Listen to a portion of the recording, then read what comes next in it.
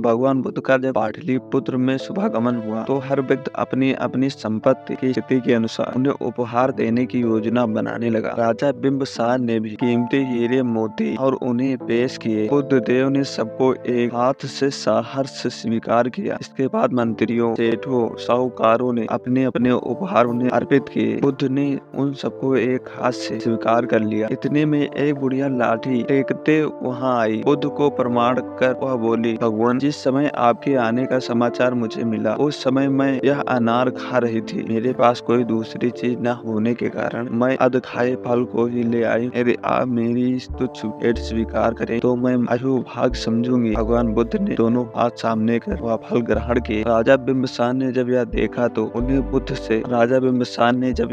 तो उन्होंने बुद्ध देव से कहा, भगवान क्षमा करें, एक प्रश्न पूछना चाहता हूँ। हम सबने आपकी कीमती और बड़े बड़े उपहार दिए जिन्हें आपने एक हाथ से ग्रहण किया, लेकिन इस बुढ़िया द्वारा दिए गए छोटे एवं झूठे फल को आपने दोनों हाथों से ग्रहण किया, ऐसा क्यों? यह सुन बुद्ध देव मुस्कुराए और बोले, राजन, आप सबने अवश्य बहुमूल्य उपहार दिए, किंतु यह सब आपकी संपत्ति का 10वां हिस्सा भी नहीं है। आपको यह दान दिनों और गरीबों की भलाई के लिए नहीं किया है, इसलिए आपका यह दान सात्विक दान की श्रेणी में नहीं आता। इसके विपरीत इस बुढ़िया ने अपने मुंह का कौर ही मुझे दे डाला है। ले ही यह बुढ़िया निर्धन है, लेकिन इसे संपत्ति की कोई लालसा नहीं है। यही कारण है कि इसका दान मैंने खुले हृदय से और दोनों हाथों से स्वीकार किया। एक बार भगवान बुद्ध अपने अनुयायियों के साथ किसी गांव में उपदेश देने जा रहे। उस गांव से पूर्व मार्ग में उन लोगों की जगह जगह बहुत सारे गड्ढे खुदे हुए मिले। बुद्ध के एक शिष्य ने उन गड्ढों को देखकर जिज्ञासा प्रकट की, आखिर इस तरह गड्ढे का खुद होने का तात्पर्य क्या है? बुद्ध बोले, पानी की तलाश में किसी व्यक्ति ने इन्हें गड्ढे खोदे हैं। यदि वह धैर्य पूर्वक एक ही स्थान पर गड्ढे खोदता तो